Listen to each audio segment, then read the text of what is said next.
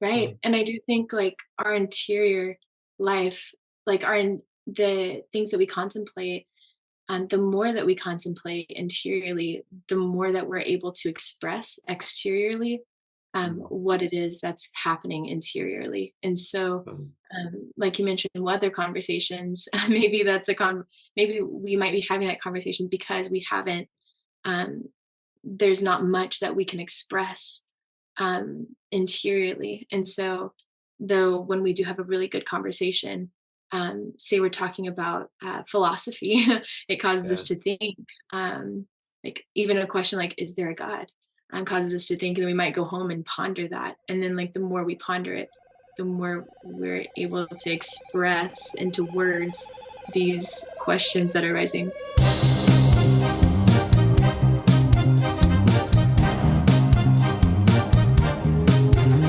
Welcome back to the Out of the Box podcast, where Steele, my co-host, who will be coming soon, and I, Jose, your host, get to talk about outside of the box ideas. Today, we have the pleasure of having Kristin Popp with us here. She's going to be talking about interior life. And when I think about somebody that has an amazing, beautiful interior life, think of Kristin. She's a graduate from Texas A&M, studied accounting, and she is very passionate about spirituality, developing your spiritual life. And so thank you for being here, Kristen. Thank you. Really appreciate Thank you. you. Thank you for having me, Jose. I'm excited to talk about the interior life. Yeah, awesome. And then for those who are watching us for the first time, I just want to invite you guys to subscribe to our channel. This is a channel that is dedicated to finding truths in the world. We bring guests from different fields of study, professors, just people in general. We're trying to find deeper truths and have conversations about it. So, without further ado, um, when you brought up this topic, Kristen, it really got me curious, and I'm curious to hear, maybe just to start off, what are some thoughts that you have about uh interior life? Why do Mhm, you find it so important? Thanks for asking. So the interior life, I think that we're all familiar with the exterior life, what's happening on the exterior. Though, whenever we think about it, actually the exterior is a revelation of what's happening on the interior. And so I didn't start really developing my interior life until about 5 years ago when I was in college, and my roommate invited me to develop a practice of spending time in silence every day for an hour a day. And so I always told her I was too busy to do so, and I was filling my life doing busy things. And then gradually, though, as I started spending time in silence each day, I noticed a shift in the way that I was living, and I was being filled more. I was living in joy more. I was having greater freedom just because I was spending time in silence each day, contemplating and really developing my interior life so that I could actually live exteriorly how I was feeling created to be.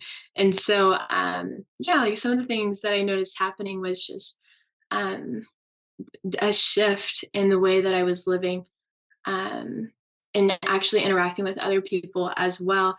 And that brought joy to other people that I would encountered just because I was developing my interior life better. So, Yeah.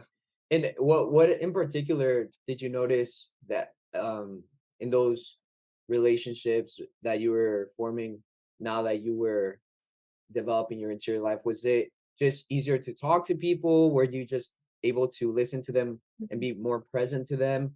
What were some things that you became aware of? Well, I'd say my whole life changed. And at the time, I was studying accounting at Texas A&M, and so I was stressed out a lot. And so I was noticing myself feeling really stressed. My room was a mess. My car was a mess. My life was a bit of a mess, and I was overbooking myself and kind of just noticing myself, kind of like, um, kind of living in that and feeling like that was life. And then the more time that I took outside of aside for myself and actually to spend in the silence and contemplation, then I noticed myself um, recognizing that this actually isn't a way that I should be living. And it kind of opened my eyes to see, it forced me to ask these questions of, is this a fulfilling and fruitful way to live? Questions that I wouldn't have asked myself had I not been spending this time doing that. And so, in being forced to face this reality that I was just like living my life, going with the motions, and living my life in the way that the world was telling me I should live my life, and facing this reality, it caused me to recognize that something needs to change. And I started doing things, saying yes, and making my yes mean yes and my no's mean no. And doing this, it caused me to be um, less stressed about the things that I was doing at the time, and in my interactions with other people. Um, Mm. and it in my interactions with other people, I was able to bring greater peace, speak peace into other people's the stress of other people's lives. And in a way, um you could see like the ripple effect. Whenever stress, there's interior stress or interior anything going on, and you speak it out loud, you can see that kind of affects the whole environment around us. Yeah. Though when I was speaking, I had greater peace in the interior, and I'd speak it, it affects the whole environment around me. And so I was noticing that other people were attracted to, and I'd say like there's always room for growth as well. Like I wasn't always perfect at it, especially there's room for growth, I'd say, right when we first start off. And then like 5 years later, still I find myself developing interior life and like seeking to cultivate this peace interiorly. Though I would say there's something about it when someone is living their life, actually forming and cultivating an interior freedom and peace. There's something attractive about it that other people see and they're drawn to, and they want to emulate that as well. And so I think that that's one of the gifts in forming an interior life, is inspiring other people to do the same thing and to live in greater freedom and joy as well. So Yeah, that's really cool that you were able to see that affect other people, not just yourself. Yeah, because you would think that it would just be a personal thing. And I think nowadays a lot of people promote like mindfulness and meditation almost as a self gift, right, to oneself. mhm, But mhm, it's actually a service to other people to develop your interior life, because then mhm. you will be just a more uh a better person to interact with, I guess, in a way. You're just like Right. wherever And you're at in life, you can just share that with other people. right, yeah. And on that point of like people see it as a self gift and feel a little bit um in the eyes of the world, taking time, I'd even say taking time for silence. I'd say our interior life is really developed in silence. And so silence is an important part that we should implement in our days. Um, and I'd say that the world sees this, if we are to take time aside for silence, the world sees that as losing because it uh, will tell us that this is um, we're not being productive. We're Yeah, to exactly. take time Yeah. for ourselves is selfish or not productive. And though the more that we do take time to fill ourselves and fill our cup, then the more that will overflow and fill the cups of those around us. And so it's actually winning if we do take time to form to take time for ourselves and to form Yeah. this. It's almost like whenever you have that silence, that's when you allow questions to arise, right? Because you almost have to fill in sometimes that space of silence with something else. Mhm, At least, at the beginning, I'm sure it's kind of hard to turn off the mind that's just so mhm, used to constantly mhm, running and being productive in a way. With nowadays focusing too much on productivity, especially in the corporate areas. You have to be productive, you have to be working all the time. If you're working 80 hours a week, as it's seen upon as like something amazing, right? It's like, wow, this person's putting mhm. in 80 hours a week. Yeah. they're super awesome.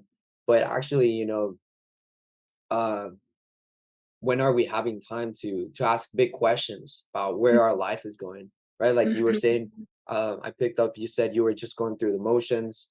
Um, and so when somebody's not thinking about it, not awake, right, of what's going on, you're just kind of like, hey, I got to do this test, I got to do this homework, run Mhm. errands, Mhm. do cook, do this, whatever.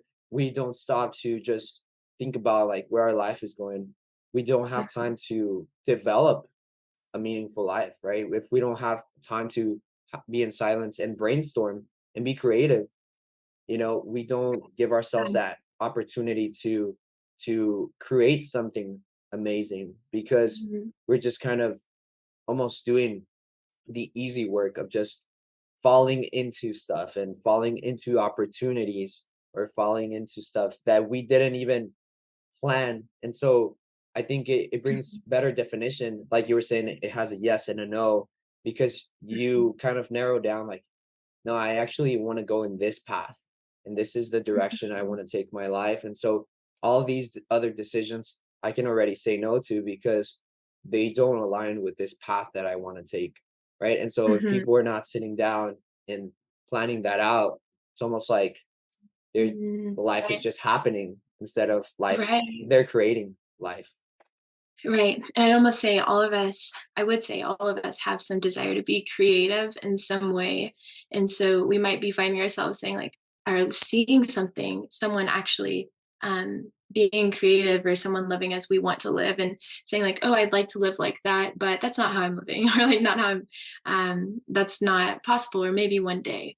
But the reality is, if it's not today, will it actually happen one day? Because if we're not taking time aside from it, um, from like you mentioned, a person may be seen as successful who works 80 hours in a week. And we might even find people in the workplace bragging about working more hours, like who worked the most hours and who stayed overnight in the hotel across the street.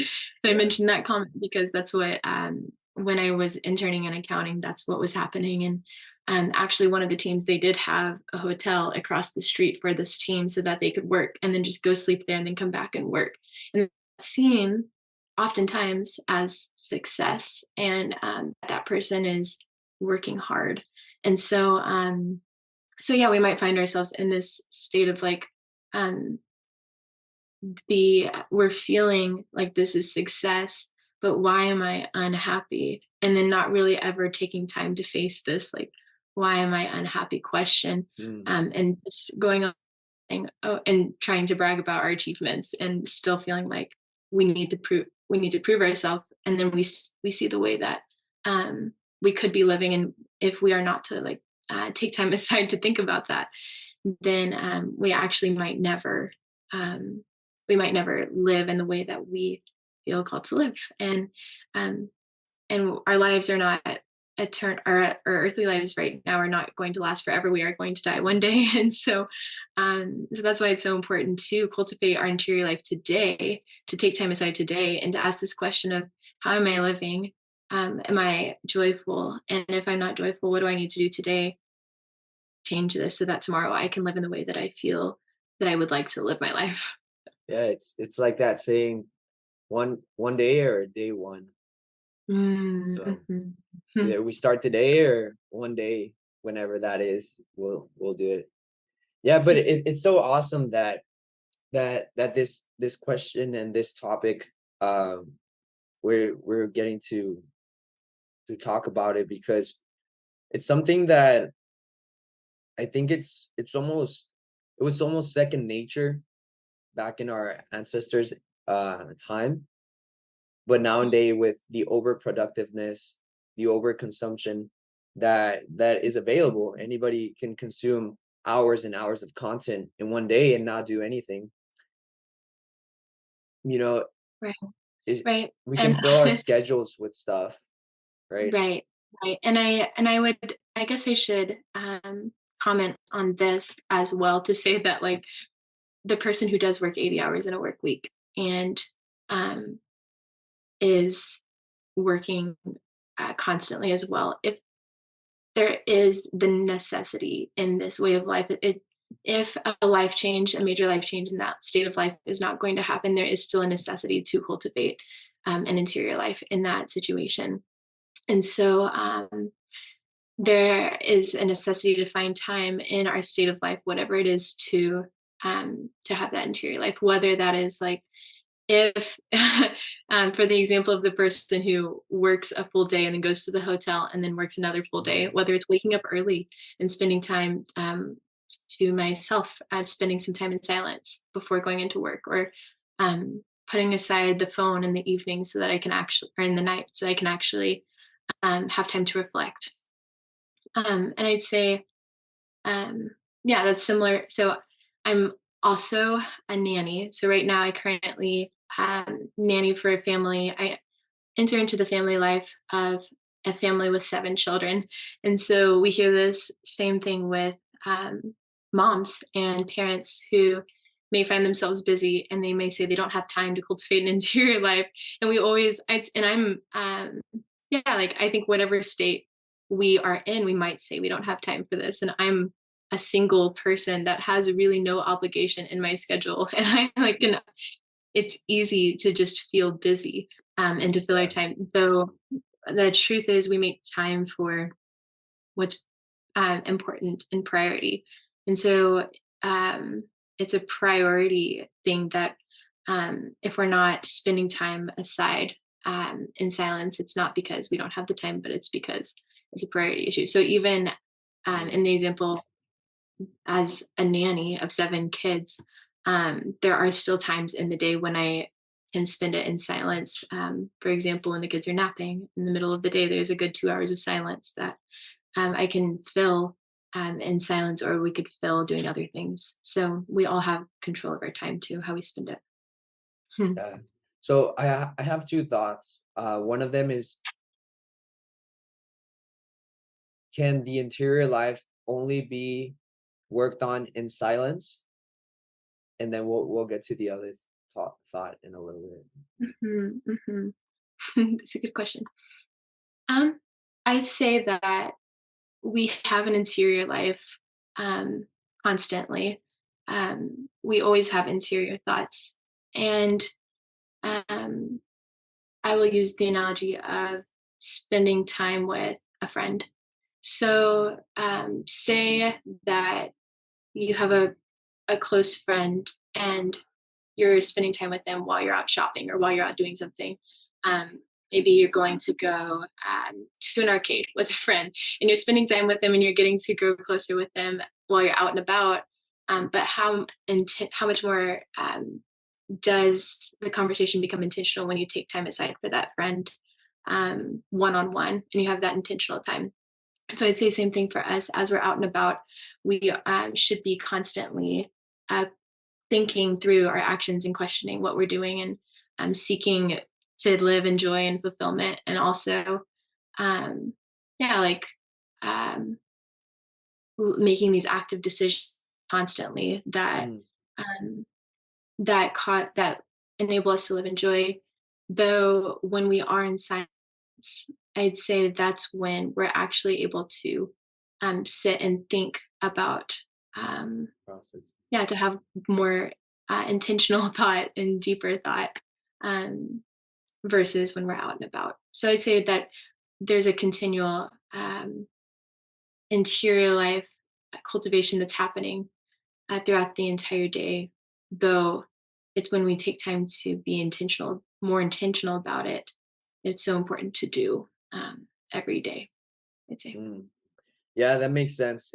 It makes sense how the external uh, can feed information, right? Plant seeds, but it can only be cultivated through silence or through reflection of what you have received, right?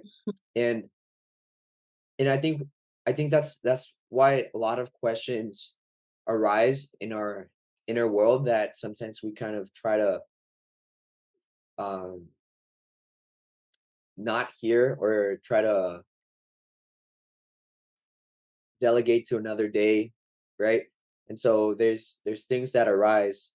It's almost like maintenance in a car, right? We realize that that a check engine light is on, but we're like, oh well, I don't have money right now to pay for the car expenses, or I don't have the time to go to the mechanic, so I'll just see how long my car can last with this check engine light on.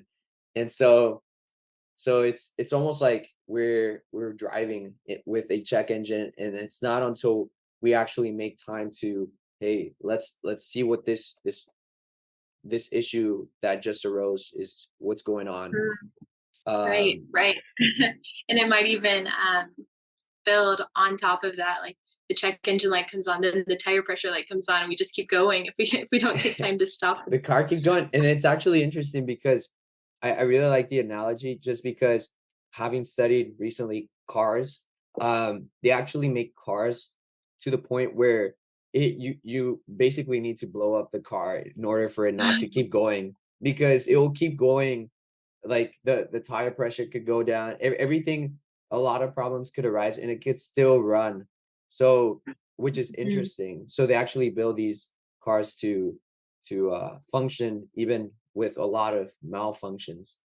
And that's a really um interesting thought, because in our age now where there's gratification, I think that, and also just so many colors, screens that we filling our time with, we can do that to ourselves as well um, as we maybe start seeing these lights come on.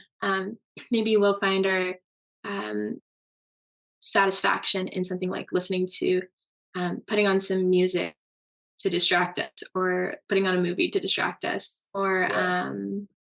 even like going out to eat, doing different things that distract us, where we can keep going until we actually break and realize that something's not okay. Mhm.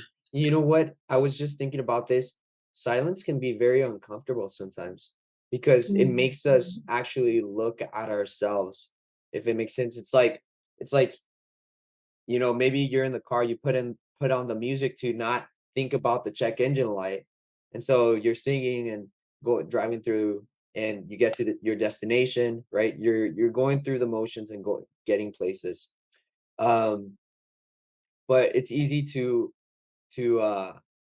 like zone out those problems with other noise, right? And Mhm. so sometimes, I think it's uncomfortable because it brings a reality into perspective, and a lot of Mhm. people don't want to look at that. It's almost like debt, right? Some people have a lot of debt, and they're like, well, I don't want to look at my debt because I don't want to look at my bank account, or I don't want to look at this, because it's like, if people are faced with reality, and it's uncomfortable, it's hard sometimes. So did Yeah, you ever have to go through a process like that of looking at right, reality face to face in silence?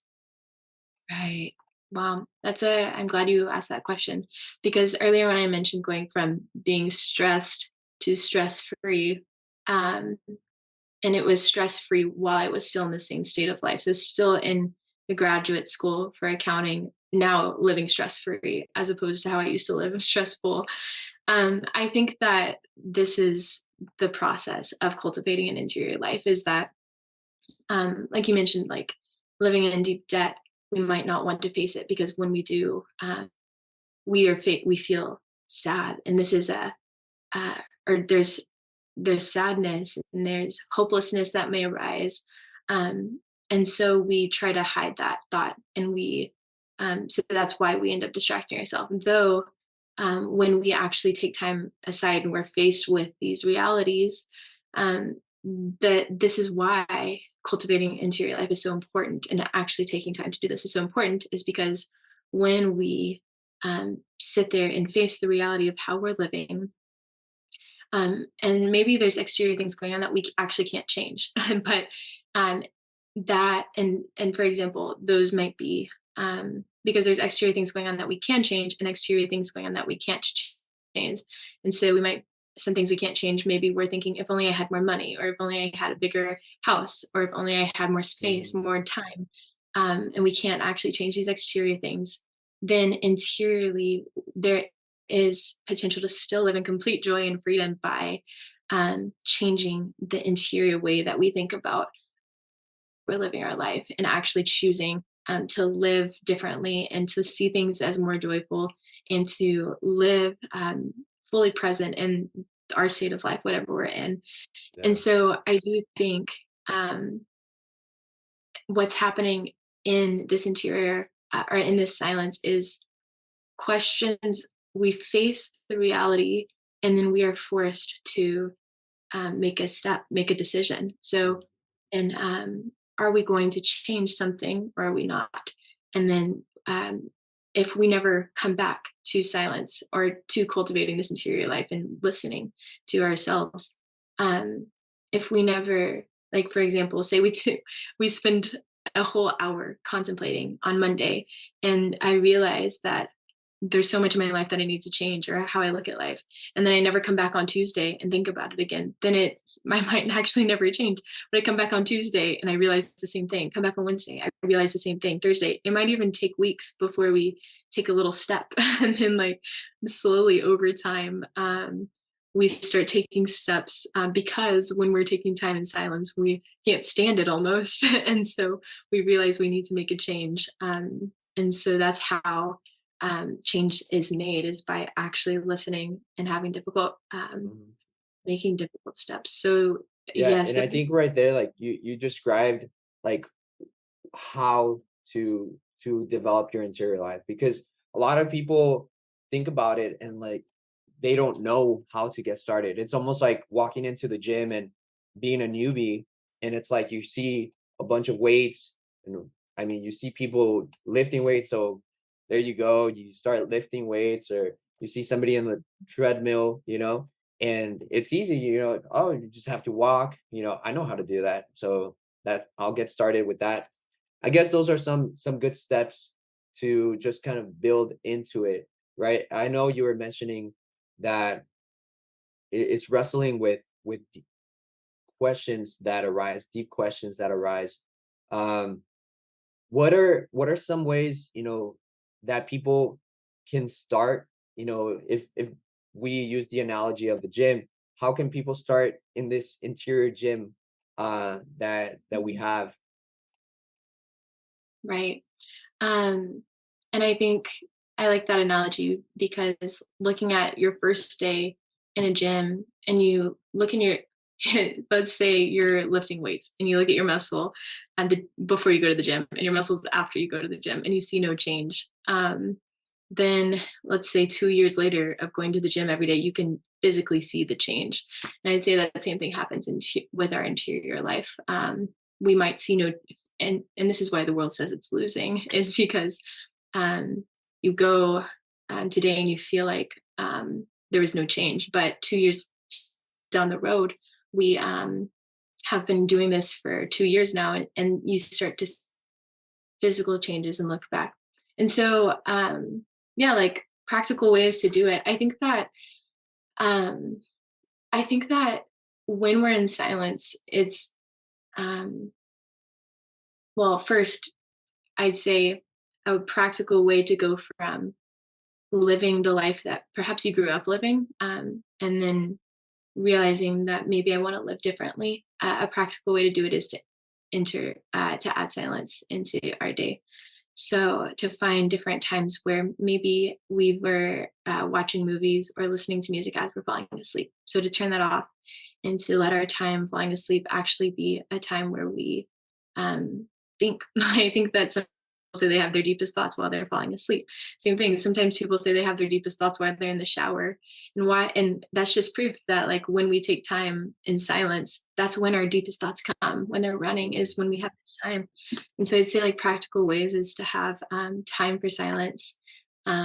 Maybe on our drives, drive in silence, and if possible, which I do think it's possible, add in some time in our day for silence. So practical ways start small, and then when we're living in the silence, I'd say there's a couple of different ways to grow in the interior life.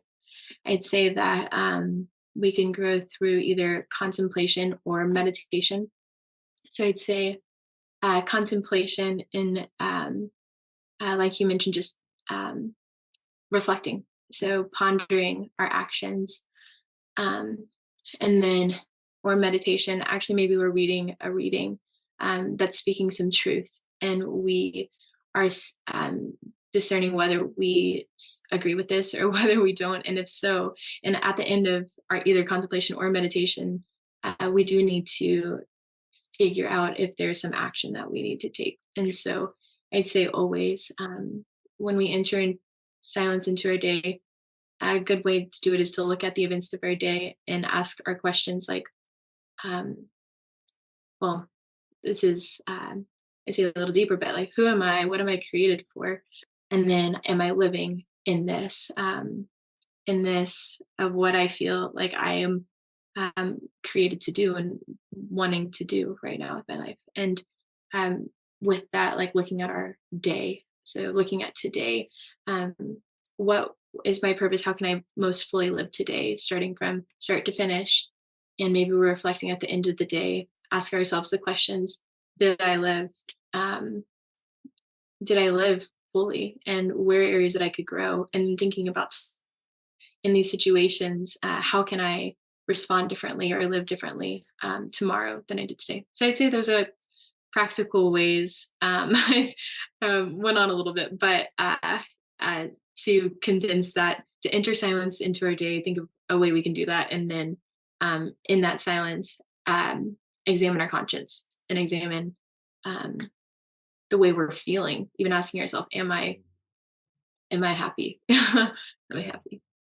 All right, so now we have Steele with us here. Thank you for joining, Steele. And right now we're just finished talking about how our interior life can be developed through silence and through reflection. Those are the initial steps to kind of grow in this reflective state of processing exterior information.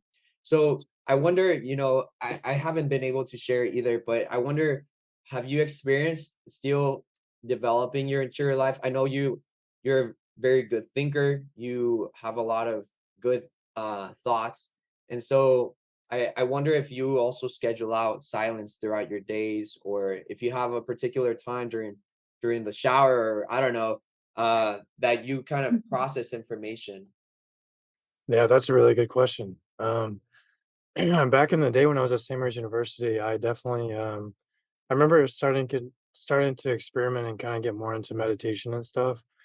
And that kind of reminds me of a similar thing that Yeah. maybe you're the Mhm. interior life, because meditation is about focusing, I think, inside, inward introspection, I would say, and Mhm. just being aware of the here and now present moment. I go over that with my clients too in counseling, about it's a therapy technique too for anxiety, for depression and stuff. So, and I've seen it work. I've seen it get rid of anxiety for people. But like I said, so when I was doing it at St. Mary's, I was doing the technique of doing it for about 5 to 10 minutes. I would set a timer, and sometimes it only lasts like 5 minutes. It's not always easy to get Mhm. into. I would listen to YouTube soundtracks, like the guided meditation ones, or like the astral projection binaural beats, and there's times when I really felt in touch with myself and more peace of mind. And I swear, like sometimes it's like I could feel my soul like in my arm, like this energy. It was really strange experience. And I wanted to dive deeper, but life gets busy. So recently, I don't think I've done it as often. I mean, the closest thing, like you said, was like the shower, I guess, like shower Mhm. thoughts. Hmm. Yeah, other than that, I mean, those are my experiences so far. Right. Yeah, I Still, guess. Yeah, you were gonna say something, Kristen? I'm curious. Have you noticed a difference between when you were spending that intentional 10 minutes a day in meditation versus now? How you said life gets busy. Do you feel? Have you noticed any kind of difference in the Yeah, way that you, yeah, like I feel interiorly? yeah, that's a good question.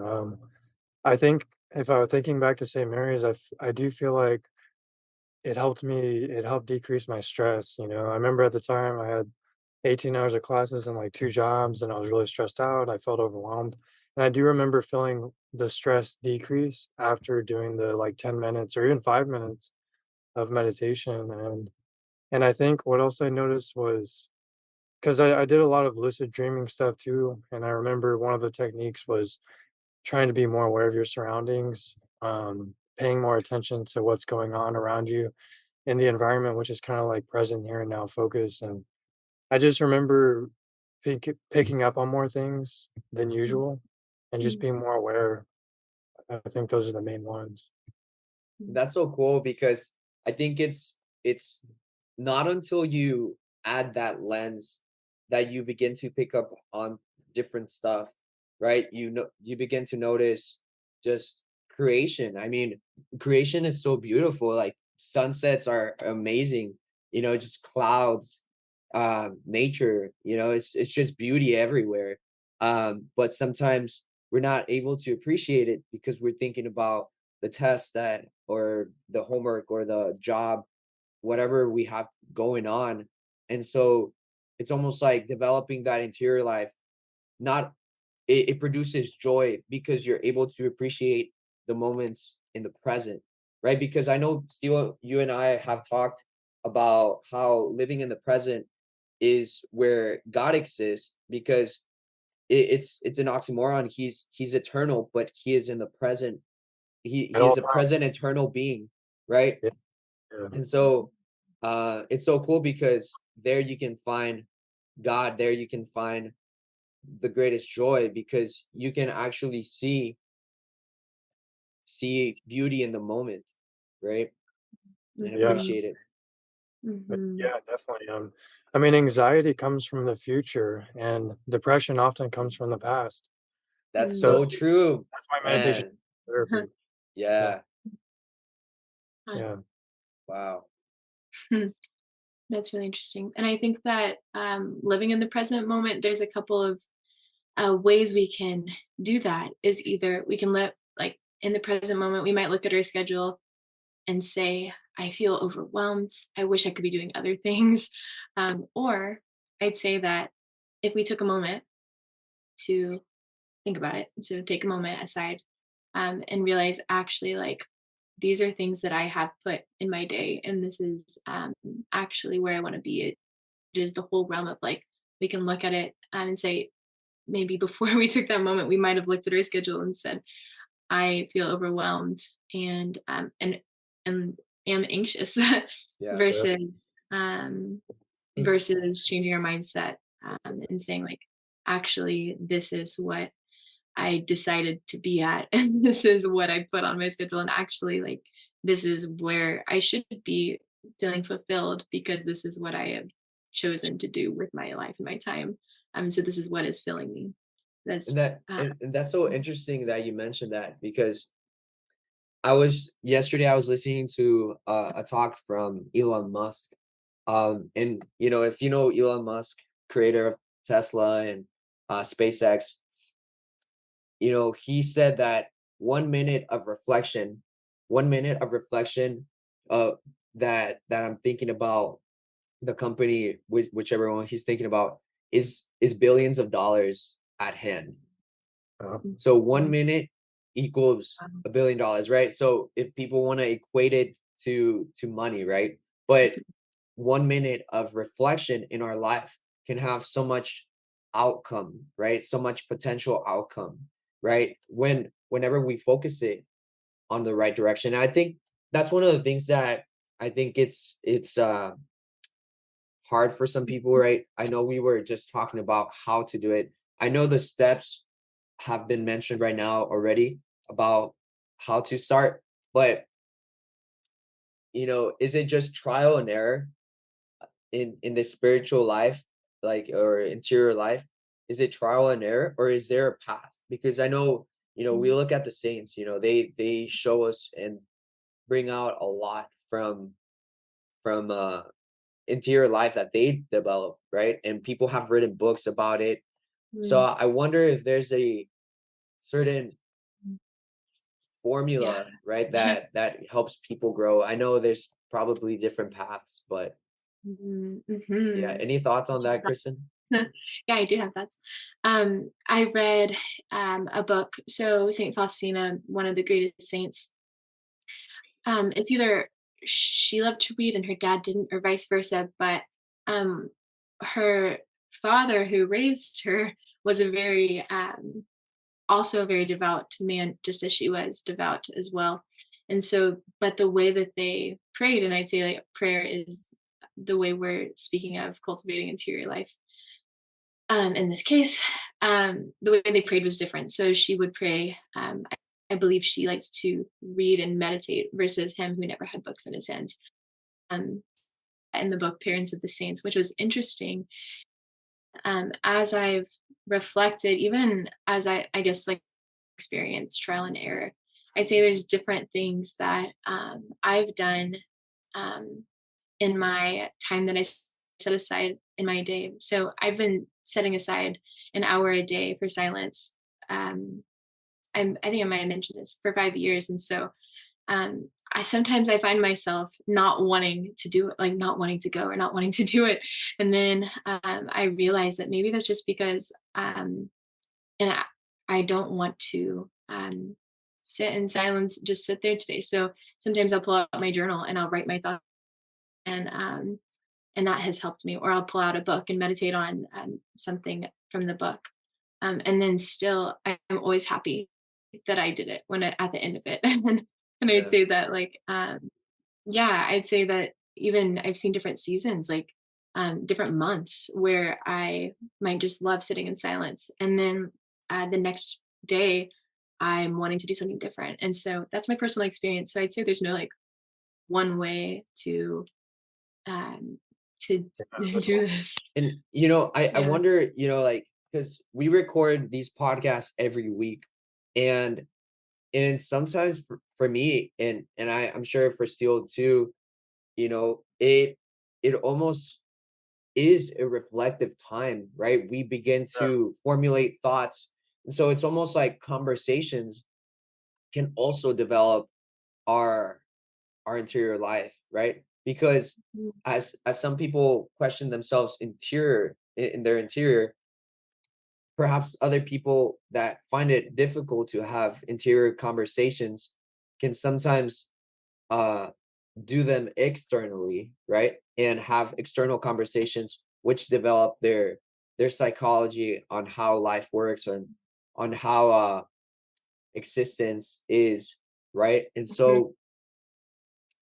so I'm Right. wondering if you can also develop your Hmm. interior life through external conversations, or fruitful conversations, Hmm. virtuous Hmm. conversations that actually lead to some sort of truth, instead of just talking about the weather. mm, Right. And I do think like our interior life, like the things that we contemplate, the more that we contemplate interiorly, the more that we're able to express exteriorly Mm, what it is that's happening interiorly. And so, um, like you mentioned, weather conversations, maybe maybe we might be having that conversation because we haven't.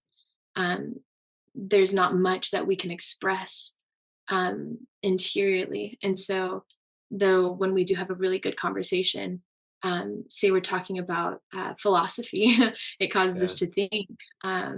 Like even a question like, "Is there a God?" Causes us to think, and then we might go home and ponder that. And then, like the more we ponder it, the more we're able to express into words these questions that are rising. So I'd say, like, yeah, I do. I'd So it's almost imagine. like a back and forth kind of deal, right? Because we have to kind of receive information, dissect it, and then share it with the world again. And then the world gives us feedback, and then we take it back into our court, and then have to juggle through some things and try to figure out life, or what the reality of this situation is. And so Mhm. it's almost like a back and forth, right? It's almost like we can't have one without the other, and Yeah, that's so we have to interesting. be exposing, because I wonder monks, who live in solitude, right? Or in their community, and they're just isolated from society. I'm sure they have wisdom that they develop from walking and being in nature and meditating and stuff like that. So some of them develop deep thoughts. But I wonder how it is, if you could have that and external interactions with society and with with the current world that's going on, right? Mhm. So Right. yeah, that's just And a thought that I yeah, was kind of that's having right now. interesting. And I feel like the vice versa could happen as well if so a monk, for example, who only listens interiorly, and who might not like there are monks who live by themselves. I guess that would be a hermit. Hermits, they live by themselves in the hills, Yeah, and never communicate out loud. And that is, yeah, a possible way to live. And I the opposite would be if we are engaging in conversation and people are speaking at us and we're not taking time to ponder that and ponder if we agree with what's being said. And so we might end up if someone could be teaching us something completely incorrect or wrong, and if we don't take time to actually question it, we might just take it as truth, and that would be what and what we exteriorly would express if we didn't interiorly think about that. So yeah, Mm. yeah, really interesting. it's pretty Yeah, it cool. becomes really important then to make sure we balance those, because otherwise we could be misled into believing Yeah. things that aren't true.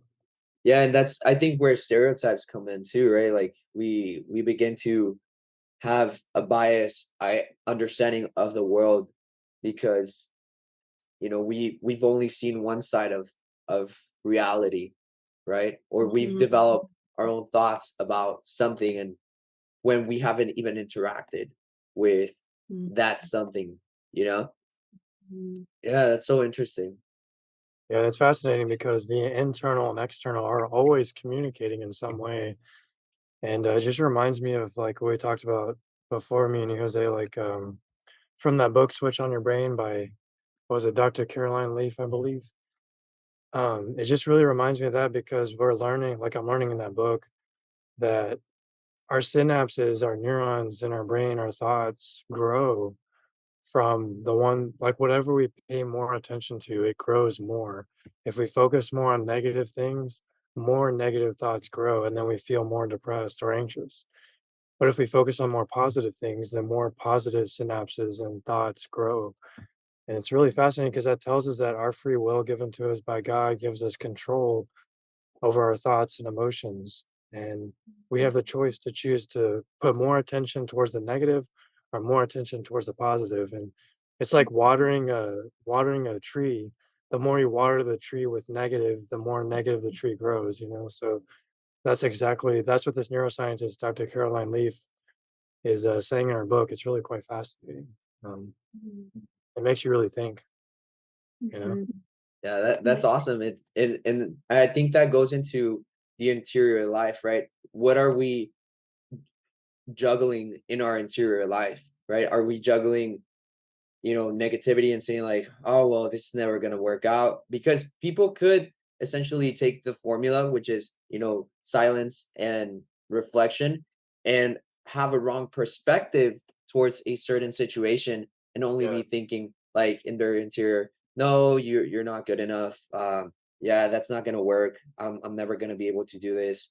And so, yeah, it does make sense that, if that perspective going into a session of silence or reflection, you already have a predisposition of negative thoughts, uh, or a stereotype towards whatever's going on, then that essentially will affect it for good or for bad, right? Yeah. And it's almost like that saying, if you think you've already lost, if you think you lost, you lost the battle, right? Because Yeah. you're never gonna try. And Yeah, you so know what? That makes a lot of sense because we were talking earlier about how meditation, like for me at least, decreased my stress at the time. And it makes sense from that perspective because if I'm taking 10 or 5 minutes to not focus on the stress, to let my thoughts come and go and not fight them and just acceptance and meditation mindset, present moment, then my mind is not putting the attention towards the stress and the anxiety. And therefore, the dendrites and neurons that make up that stress and anxiety and thoughts will start to decrease and wither away because I'm not focusing on them. Right. So maybe that's why it works. Yeah, that um that's really interesting. And I'd say like Jose, you mentioned this earlier about it might take a couple of minutes to actually like remove our like for to enter into this of a time of not thinking about all of that. And so actually a couple of months ago, I went on an 8-day silent retreat. And so it was 8 days of not talking Oh, consecutively. So so it's really interesting that you point that out because at the beginning, I'd say like it took I think I was able to enter into the silence fairly well at the beginning, day one. Um, though I I learned so much about myself during these 8 days, like little things that I was doing that I just like um, when I would wake up, I'd want to eat something, or like little things that I was doing that I could stop, that I had no reason to be doing. It was just like I was feeling like I didn't have time to pray a rosary when I had a whole day of like, yeah. and then I was realizing, wait a minute, it's not a time thing, it's like a priority thing. And so little things like this, but by the end of this 8 days, I came back into the world and it was like um this moment where it's like, huh, like actually all of these things that I'm doing, um they are just things that I'm filling my time with that I don't really need. And so there was um, this change in that, like, I was feeling so busy, and I was before this retreat, this 8 days, I was feeling so like I didn't have time to do anything that I wanted to do. But then I went away for 8 days, and I came back, and I had all this time, and I didn't want to text anyone, or I didn't like need to, and I was feeling like actually I do have the time to do the things that I want to do. And it just took time away to realize this, that like I came back feeling yeah, like I was, what do I do? I kind of feel Yeah, because I'd Yeah. spent 8 days doing in silence. Just like you hit the reset button on your free will, or like yeah. that is interesting. Yeah, it's a thought arose right now, and I was thinking just like sometimes we have a I know Steele and we've talked about the idea of time and just like the concept of time. We think of time very linearly, and just like we we sometimes don't understand like our concept of time until we have these moments of reset where we're like, oh, I actually was using up a lot of time on YouTube or watching movies or on my phone, and I started to realize that when I started doing these it's like challenge called um Exodus 90. I know there's also a girl's version, Fiat 90. But it's basically not using your social media, not uh using the internet for other aspects other than work.